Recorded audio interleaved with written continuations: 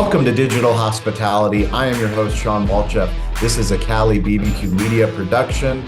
We started this show back in 2017 on a mission to know that we were not alone as restaurateurs, that we believed in technology, that we also believed in 4 C's, which is community, content, commerce, and communication. And we were going to go to the ends of the earth, even if no one was listening, to produce content, to share our story, to find the best people on earth that we could learn from. And, we're so grateful now that we have this amazing community and we have new people that are finding our content every single day, and that we get to have some of the best conversations that we can because of what we call digital hospitality. It's our deep thesis to be able to share our story on platforms like LinkedIn, on Instagram, on TikTok, on Spotify, YouTube. We have all these free tools as business owners to connect with the world. And if you have the courage to look stupid and sound stupid, sometimes you get the best minds to come on your show to share all the secrets. Today we have Zach Goldstein. He is the CEO of Thanx.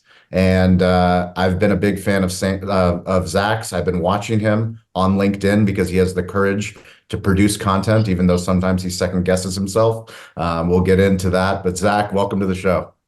Thank you. Pleasure to be here. So let's start with the Opal camera. You were on my friend's show, which is Digestible Tech, with Danny Stoller and Michael Potter. 2 friends of mine in the industry. They had you on their new show.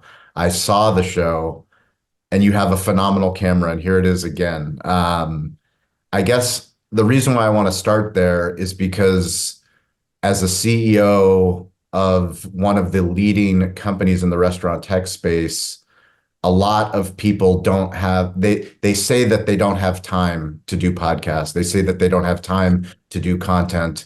They say that the board doesn't want them doing that kinds of activities. Why do you choose to do those things? Yeah, there's a couple interesting stories related to this camera, I think. The direct answer to your question is I got into this business to help the industry. And I saw an opportunity. Restaurants were behind on being data-driven. And in many ways, restaurants still are behind on being data-driven. And that was the driving force. That was the mission. And so to me, if there's not a clear ROI on doing thought leadership, on doing a podcast, that's okay with me if the result is it helps one operator. I have a thesis that will come back to us in some way and benefit us, even if we can't measure it. But that's staying true to our mission at the end of the day. And I'm learning a lot from all the fortunate opportunities I have to talk to restaurant operators. But I find that many operators are too busy to share best practices across each other. And if I can help amplify that message, frankly, it's part of my responsibility, I think, as a leader in the industry. Why are you loyal to the Sacramento Kings? I grew up in Sacramento. It's a one sports town team, one team sports town. And, while I was growing up, the Kings had a pretty great run, lost some hotly contested games against the Lakers. But other than that period, the Kings have been pretty much a burden on my life. But to me, that is the test of loyalty, frankly. It's like, I feel a connection to my city, though I don't live there anymore. The Kings are a reason why, or an opportunity for me to reconnect with my brothers who are spread across the country and also loyal Kings fans. So we use it as a subject to keep in touch. And there's 82 regular season games in a season. I probably watch 75 every year. When you think about what the Kings do from a brand standpoint, in regards to loyalty, I'm always fascinated in the sports entertainment space, how it correlates to the restaurant space. I'm a Chargers season ticket holder, and I've gone through many, many sacrifices supporting my team now that they're no longer in San Diego and now in Los Angeles. Yet I'm always fascinated to see what any team does. If you think of how do you stay connected on the highest level, major league teams, what have they done for you? What has the Sacramento Kings done for you? Yeah, so I think There is a belief in certain industries, sports being one, that innovation and technology are not really core to the business. It's really about field a good team and get out there and deliver a good product. And I think in the last 5 to 10 years, we've shown that that's clearly wrong. Most of the innovation happening in sports is coming from owners and teams that have built local communities around their arena. And that often includes restaurants, by the way, and have actually built a real estate a play that's just as large as the team. Many brands, many teams recognized they were a brand and leaned into social media far earlier. The Kings have actually done this. And so one of the things that's famous in the NBA right now is the Kings have a new gimmick, light the beam after every win. They've actually installed lasers on top of the arena. And every time there's a win, there's a big purple beam that shoots up from the top of the arena. It got enough attention that other teams, when they would beat the Kings, would be chanting "Light the Beam," trying to criticize them a bit. But that's how you take a small market team and you get on the radar. You do something innovative like that. I think the same can be true in other industries where you're always competing against big dollar, deeper pocketed competitors. You got to think a little bit differently to stand out. It's fascinating, staying on the sports theme. When I think of teams like Wrexham, Wrexham now has a Netflix special, and Yep. Team like maybe the Banana Sluggers, which is the minor league baseball team that now is doing live stadium tours. There's so many different ways when you talk about ownership, when you talk about from the top down of thinking about loyalty. I'd love for you to bring us back to the beginning of Thanx. And, this is a big thesis to go after, to think that, especially the independents are able to add this type of CRM, this type of loyalty into, back when you started in 2012 of January. I mean, we're still here in 2024 and we have restaurants that don't have online ordering. I mean, we're still early. You were early back then. Bring us back to the beginning of the journey. I was too early, as it turned out. So I was slugging through the wilderness with a set of customers that weren't ready for our product. Luckily, things have changed quite significantly. But bringing you back, that early days, the thesis for Thanx was frankly out of a frustration for watching an industry lean into the Groupon effect, throwing around big discounts to attract what I call promiscuous customers who have no long-term loyalty or lifetime value to the business. And ultimately, that's the type of marketing that'll kill you. And so I wanted to help brands do the type of marketing and customer engagement that will actually drive your business forward. And that's around lifetime value. And to do lifetime value, you need to know who your customers are. You need to know what it's costing you to engage with them and what's the return you're getting. And if you can do that, you can create a reliable machine for driving customers back over and over again. The burden I saw in the restaurant industry was one of two things. And they're still true today on some form. Loyalty programs had become reward programs and discount machines, which were no better, frankly, than the Groupon problem. And the second, doing personalization was just too hard at scale because restaurants were using software that they didn't know it, but it's just terrible legacy software that's too difficult to use. And so this is where e-commerce and the other elements of hospitality, travel, had jumped so far ahead in CRM that they were using data and they had tools that were quite easy to use with lean teams.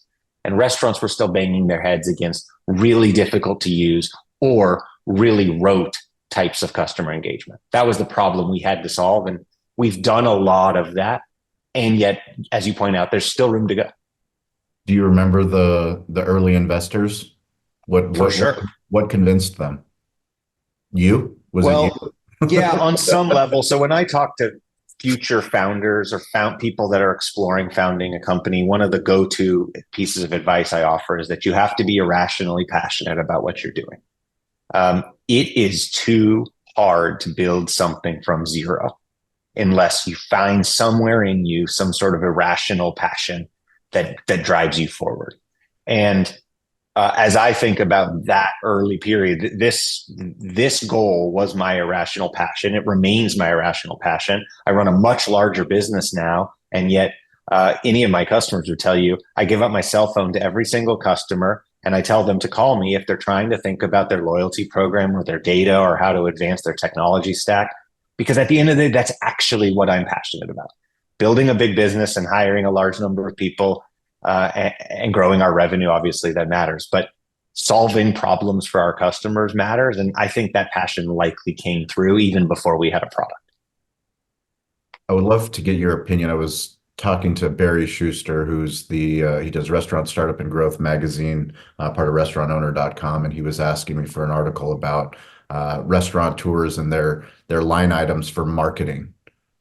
Typically consultants say that they should be spending 4 to 6% on marketing.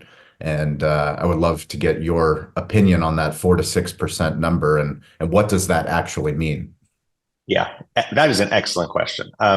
So first of all, anyone looking at a benchmark number for what to spend on marketing is already probably starting from the wrong place, because at the end of the day, you shouldn't spend $1 on marketing unless you're getting more dollars back in exchange. Now, marketing's hard. It's hard to measure that exact return on investment. But if you look at, say, the massive growth of e-commerce brands, many of these brands that are now selling hundreds of millions of dollars through Instagram and other direct channels, they know their customer acquisition cost and their lifetime value like the back of their hand. And then they know when they spend money on an ad, what are they expecting to get back? And they iterate and they rinse and repeat. That's the world that we at Thanx are trying to help the restaurant industry get to, because we believe it is absolutely possible to deeply understand the lifetime value of your customers, to actually know what will drive a second, third, 10th purchase from those customers and what won't, and ultimately to acquire the right type of customers who have the highest proclivity to a 10th purchase, and not waste your money on the wrong type of customers who will only come in when you offer them a discount.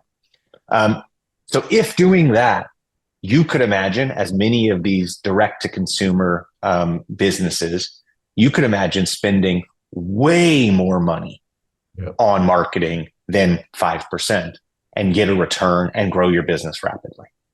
As a rule of thumb, I think 5-6% tends to be what we see in the industry. And then the second part of your question is, how is that broken down?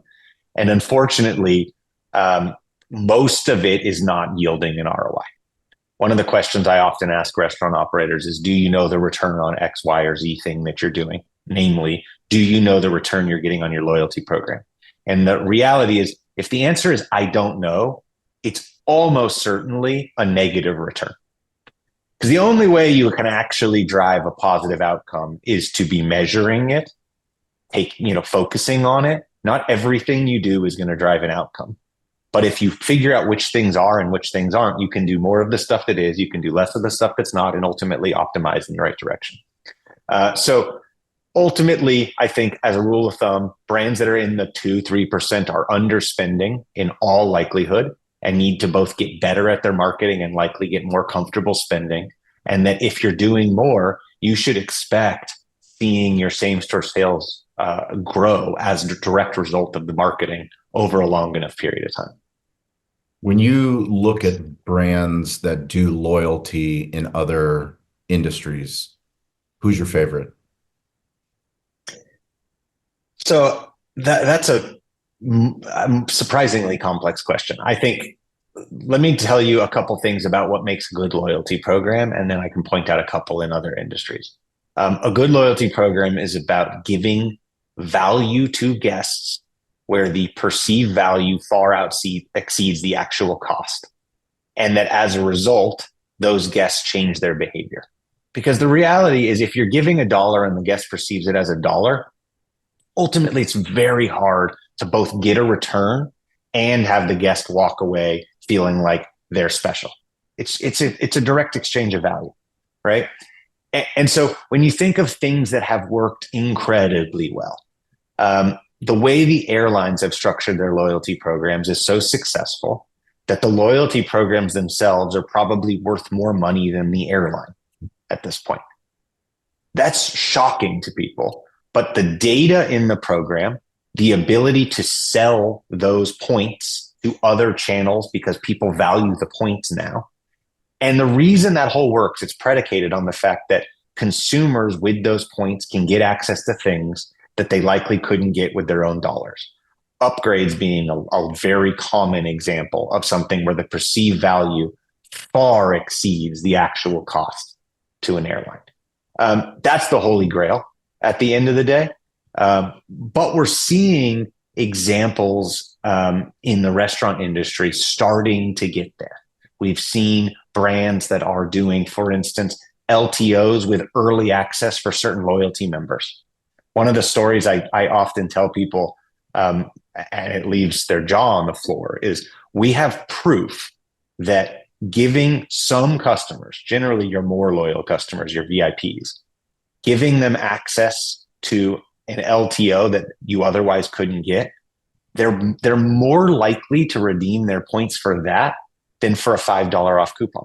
Absolutely. So now you have a win-win. You are giving them something that costs you nothing. Mm-hmm. You are, as a result, reducing the effective discount rate of your program, and you are driving more rabid behavior from your loyal fans to come more often and lock in their loyalty with that brand. That's a win-win. That's what loyalty should look like. It's fascinating when you think of raving fans, you know, when you bring it back to sports and you think about, I mean, I'm part of the Pro Football Ultimate Fan Association, where there's 700 of us that go to Canton every single year. And I had to get, you know, essentially like jumped into this, you know, pro football gang of people, but they do it for charity and they do it for a reason. And it's because of the work that I did, you know, as a Chargers fan. But how do we capture that in the restaurants? You know, as a restaurateur myself, you know, I had this conversation about how easy it is for me as a human, as a man, as a leader, to be on the floor, to recognize a guest that walks in, to know this is the table that they always sit at, to know that this is the high chair that I have to bring over. Like all of those things I know in my mind. But now we have digital tools, and not only digital, so we have a lot of digital tools that seem to not talk to one another, to let our teams know as we grow and as we scale, well, this customer might be ordering from Uber Eats, or this customer might be coming in. For you, how does Thanx solve these problems? Yeah, so I think loyalty done right is so synonymous with hospitality, but done wrong, it just becomes a rote discount program. And so when I think about loyalty, I think about things like convenience. How do you actually make the digital experience super easy for a guest by recognizing them on their next purchase, by making it easy to see what they ordered last time? Those are things that drive loyalty without any sort of exchange of value, because you're saving the customer time.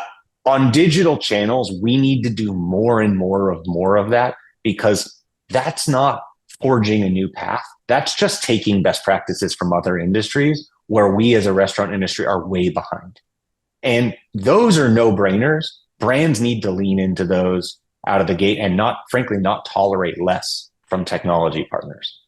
The in-store experience is certainly much more difficult, because inherently a guest that walks into a restaurant is anonymous without identifying themselves. An excellent owner or GM will recognize their face, will go into their mental CRM and solve that problem. But the reality is that's not scalable. And so now your question is really, how do I make that scalable? I see a future where there are a couple things coming together. Loyalty programs that give preferred access to reservations so that you can actually identify yourself, be rewarded for that, redeem your benefit to ensure that you're in the room more often. That's a virtuous cycle. When you think about some of the things we've seen, you know, when you dip your card at a Toast kiosk, it recognizes you. The magic of using a payment card as an identifier and then using that to personalize the interactions going forward, that's so much better for everyone. And yet sometimes I have a conversation with a restaurant who says, well, I don't really want the customer to start by dipping their card because that feels transactional. To me, it's the exact opposite. It's not transactional. It's identifying yourself at the beginning so that everything that goes forward from that moment can be personalized. I think it's the same with loyalty in a number of ways, but we have to make it not this awkward check-in experience. Scan a QR code, give your phone number to the server. A bit of a tangent, but that's one of the pet peeves of mine, that for decades, loyalty programs were asking people to provide their phone number to a person they didn't know, who's going to take their phone number to some other machine and type it in. And no one asked themselves, that feels uncomfortable, especially so for women, by the way. Yeah. That's the type of thing that we just have to challenge these age-old assumptions on what it means if we want to do hospitality better in this data-driven world. That's great. I'm happy that you addressed that. I remember implementing tech when we had No Wait. No Wait was acquired by Yelp, but No Wait was something that essentially, instead of having the buzzers to come and get a reservation, people would come and we would ask them. We had to train our host to ask them for the phone number, but it was such an awkward experience at that time. It was like 2014. We were one of the first restaurants, I believe, in San Diego to do that. And yet what you're talking about, I think that we will get there. I just think that we're early. I would love to provide that information to all the Toast restaurants here in San Diego that I go to, that says, this is the information. This is what my wife likes. This is what my kids like. Make this experience better for me, even though I've never even been to your restaurant. But the trade is the key. That's what you're highlighting, is what do I get out of it? Correct. And when the answer, that's the thing that I thought was so shocking about these traditional loyalty models. When the answer is, I give you my phone number and I get what is effectively 50 cents on a future purchase, that's not a good trade. We can all acknowledge that's not a good trade.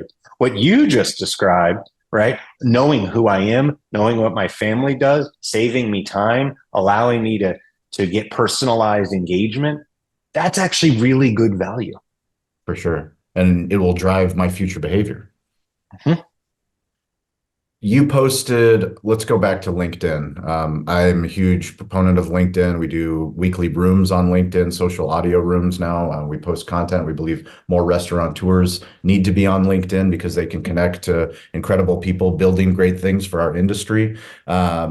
You polled LinkedIn to ask if you should be spending more time creating thoughtful posts. 88% voted yes. 6% said it was not worth your time, and 6% voted for Substack. Number one, why Substack? And number two, what's the results of what are you going to do moving forward? Well, the first part is you put a lot of time into something like this podcast, something like the content that you produce. And I think those that consume sometimes don't realize how much effort goes in. So thank you for that. You have to be unreasonable. You have to be unreasonable. You really do. You really do. And so that for me is part of it, which is there enough value here to put the effort in? Because the reality is I don't just sit down at my computer and crank that thing out in 12 seconds and move on with my day. Right? I'm doing it because I think I have valuable lessons to share, but I don't want to just pat myself on the back and feel good that I shared something interesting today. I want it to actually impact. And if it doesn't impact, I have plenty of other things I could spend my time on. I'm pleased that explaining the challenges I've gone through the hard way as an entrepreneur, which can only be learned by messing them up. The observations I've gained from the opportunity to speak to thousands of restaurants a year. I think there are good insights in there, and it sounds like others agree. So I'm going to do more of that. Why Substack? I get challenged on whether the LinkedIn format allows for depth of thought. I think it is great reach. I think it has the opportunity to create superficial dialogue, which can sometimes be good. Superficial, not in a bad way to me. It's dialogue, so it's better than nothing. But does it really allow a depth of thought? And I'm seeing some folks starting to despite an overall trend towards shorter attention spans, I'm seeing some folks starting to demand or want to see more depth of thought. That takes obviously more effort. So the value has to be even greater to want to put that kind of investment in. Well, I find it very interesting when a thought leader like yourself is playing with different mediums. And I'll go back to Medium because you post on Medium, actually the Hmm. platform. Hmm. That allows for depth of thought. You've Hmm. had very successful articles that you've written there. Bring me back to the articles and the writing on Medium. Yeah, so that's probably the first time that I really leaned into long form content. And boy, Shawn, I went really long form. It was That's like some 2019. research articles. Totally. It was 2019. I was bothered. People, my friends and family were also bothered as a result of me being bothered. But I was bothered by the trend that I saw very clearly happening where third party delivery represented an existential threat, in my view, to the long term viability of restaurants as we know them. And I felt quite strongly about it because we've seen this in other industries. We saw it in airlines, we saw it in hotels, we've seen it in other industries. Um, at that time, I know it sounds crazy now, but at that time, most restaurants I talked to told me, "Oh no, it's all incremental sales. It's all good news." And at that time, no one was even thinking about, oh, well, maybe I need to have a price difference to protect my margins. And at that time, not enough were thinking about, well, I probably need to have first party channels that can compete because at the end of the day, some of this is incremental and some of this is cannibalizing. Um, so I wrote a 30,000 word article called The Four Horsemen of the Restaurant Apocalypse with all of my research. It probably has 50, 60 sources referenced in it. I will put a link Uh, in the show notes. It is I an impressive piece of work. I think I was ahead of literally anyone in the category, and I would have liked to have been proven right without COVID. That would have been nice, Yeah. but COVID certainly accelerated many of the trends I was describing, and restaurants played catch up. A couple were ahead. Some of our customers who had invested in digital and loyalty pre-COVID actually saw pretty good success. They don't talk about it often because it's not really cool to tout your own success while the entire industry was struggling, but saw pretty good success. But we saw a lot of brands that had not heeded the warnings, and COVID accelerated things 5, 6 years. And I'm pleased many made it, but it was by the skin of their teeth, as we all know. Can you share about the Food Fighters podcast? Yeah. Um, Podcasting's hard, super hard. And it It takes a is lot a of time. craft. It is a craft unto itself. So we've recorded 30, 40 podcasts interviewing restaurant operators. And on that forum, we decided that we were going to let others dominate with their voice as opposed to us putting one more voice into the mix. You can't listen to unlimited podcasts. We'd rather people who take a lot of pride. You start this podcast with deep personal questions about me. You understand and have done the research. I appreciate that. As a guest, that's incredible. To do that takes a lot of effort, and we as a business chose to put effort elsewhere. But we had 30, 40 great interviews, and I love talking to operators. I do a version of it now, honestly, Shawn, that's not for marketing. I interview many of the best operators in the industry. I feel very fortunate to get the opportunity to do it. I do it in a private session at my all hands team meetings. Cool. And I do that because I want the voice of those operators in the minds of my team. That's the industry we're serving. But it's no longer for marketing purposes. It's more a free flowing conversation to bring them into our business. That's awesome. What is closed loop marketing? Why are you laughing?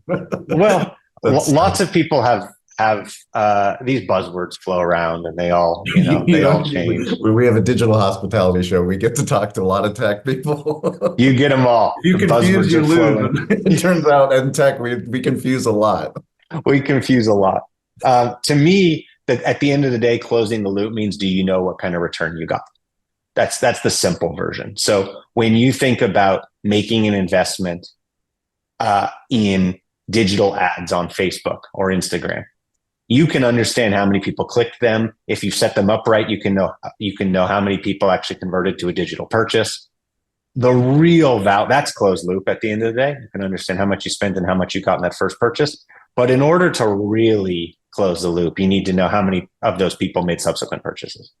That goes back to another industry pet peeve of mine, the number of first party transactions, so owned digital channels that are directed to a guest checkout experience, making it impossible to know whether that person ever returned after that. You know who doesn't do that? DoorDash. You know who doesn't do that? Uber. You know who doesn't do that? Amazon. Why are restaurants still doing that? You literally cannot close the loop on subsequent purchases if you don't know who the person is. And there's a reason the leading digital disruptors have all made it so that you identify yourself when you make that first purchase. It's awesome. Every single week on Wednesday and on Friday on LinkedIn, you can join the digital hospitality community. If you're listening to this show, if you're watching, please join us on stage. It's essentially a live podcast, but allows you to have a community conversation, share the story of your restaurant. We've got some creators on there, people in tech, people in sales, people in marketing, restaurateurs. We also give social shout outs. I'm going to shout out again my guys, Danny Stoller and Michael Potter, for having the courage to launch their own show, Digestible Tech. I know how hard it is to launch a show. I support their show. We'll put a link in there to Adam's episode as well. Zach, please let me know who would you like to shout out on your team? Well, I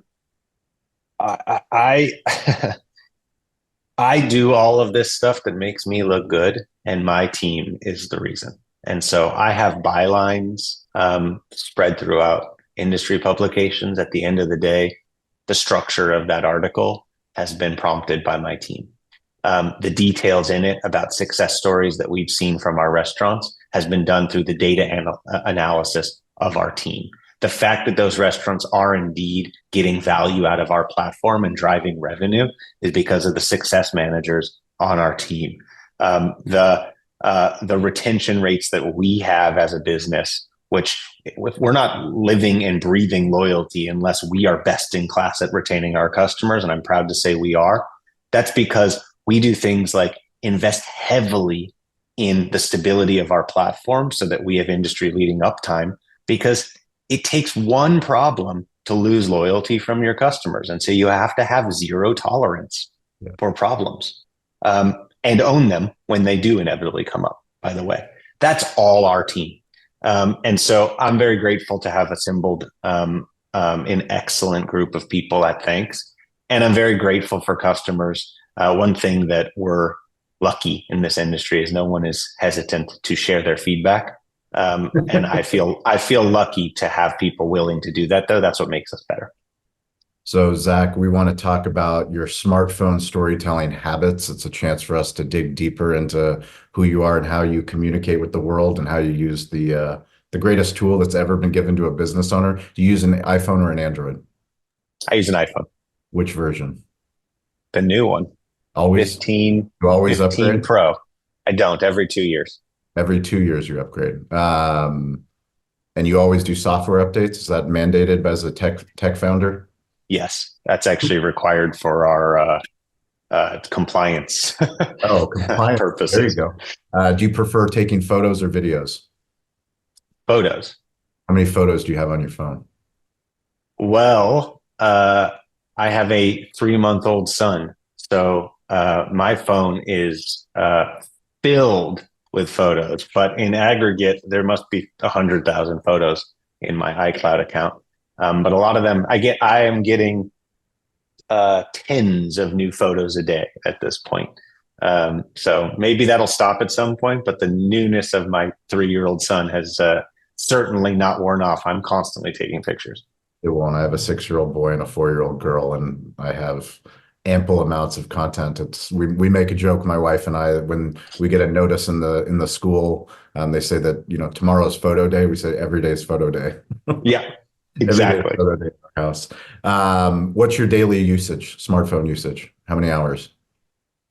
A lot. I can run a big portion of my business off of my phone at this point. And what's remarkable is, we use the Google Suite, so I can pull up Google Docs, I can pull up slide presentations and edit them on my phone. I can pull up Notion, which is our repository for information, like a wiki, and I can edit those things, Slack, email. And so I can do a large part of what I am needed for off of my phone. I obviously have my desk here, but I'm on my phone a lot. Do you prefer phone calls or text messages? So it depends on what it is. I send a lot more text messages than phone calls, but I spend a lot of time on Zoom or Google Meets.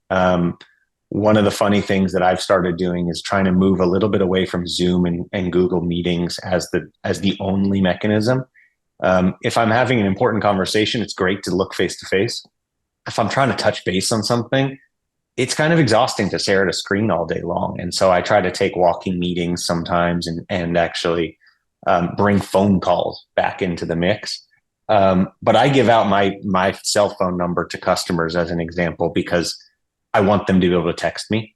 I find so far it hasn't been abused.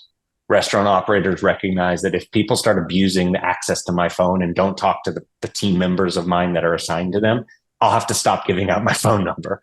And they recognize that. And so it's, hey, I have a really strategic question.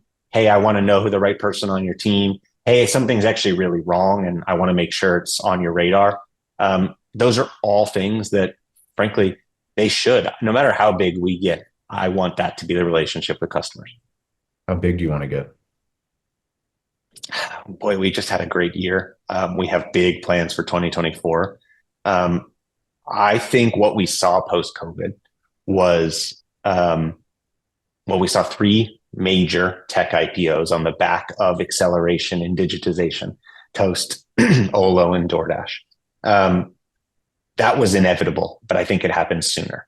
I think the next wave of major players in the restaurant industry will be the customer engagement solutions that help you gather data and activate that data to drive lifetime value. That doesn't mean we're looking to IPO. Maybe it's in the future, but I don't view that as some measure of success. To me, success is, do we keep growing? Do we have really high satisfaction scores? And are we building a place that people can build careers at Thanx? If we're doing that year over year, I'm happy. And coming off of 2023, incredible growth year, many promotions within the Thanx organization as we grew, and record high retention and satisfaction. If I can do that every year, I only need to look 1 year in front of the next. That's awesome. How many emails do you get a day? Many hundreds. And honestly, when we have a sales team, they're constantly calling on restaurants, but I have deep empathy for being the recipient of an overwhelming number of sales emails, because there are a lot of B2B software companies that are contacting me constantly. On LinkedIn?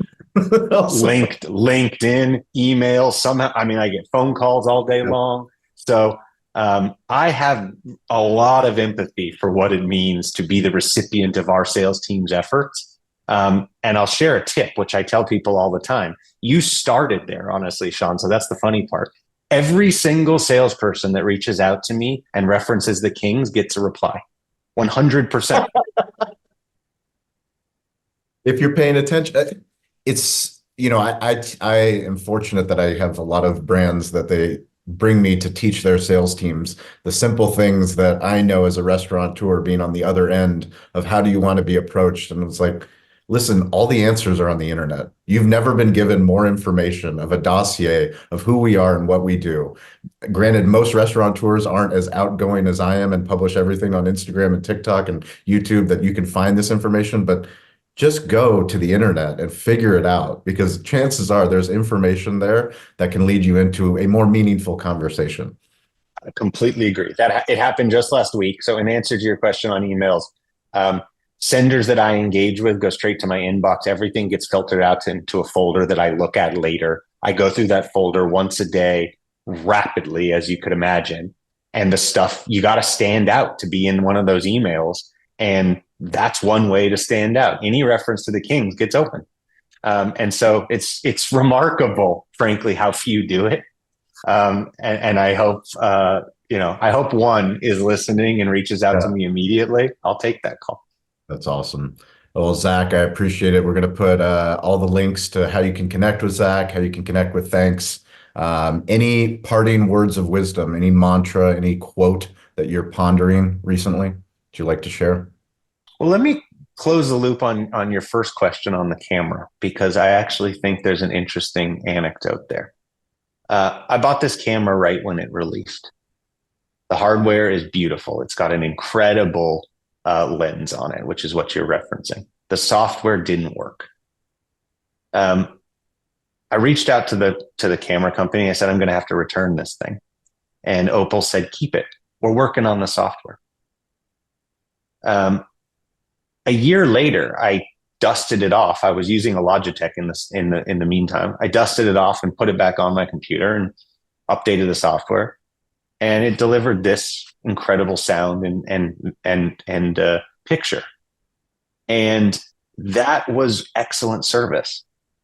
It also, however, represented what is the reality of technology, which is that it is a constant labor of innovation and improvement. And one thing that I'm trying to help the restaurant industry remember is that software is expensive to make. Just like the cost of food is going up, the cost of delivering software is going up. We need to continue to be able to invest in that innovation so that we can deliver better and better functionality in the future that drives revenue. And that doesn't mean restaurants should be expecting to spend through the nose on every piece of software, but we have to get to a world where we treat technology as a revenue driver, not a cost center meant to be minimized. And when we get there, I think it will be a win-win for both sides. That's a hard path, but I think we're on our way. And, I was respectful of the approach Opal took with the camera. And here I am now publicly touting that I think it's the best camera that you can buy. Well, I am publicly touting that I will be buying an Opal because this was a reminder of what put Zach on my radar. And I'm so grateful that, I'm paying attention, but more importantly, that you had the courage to go on that show, to post on LinkedIn so that we could connect. And anybody that's listening to this, please reach out to me, reach out to Zach. I'm easy to find. I'm weirdly available at Shawn P. Walchef, Instagram, LinkedIn, all the platforms. But as always, stay curious, get involved, and don't be afraid to ask for help. Zach, thanks for your time, man. I really appreciate it. Thanks, Shawn. I enjoyed it. Go Kings.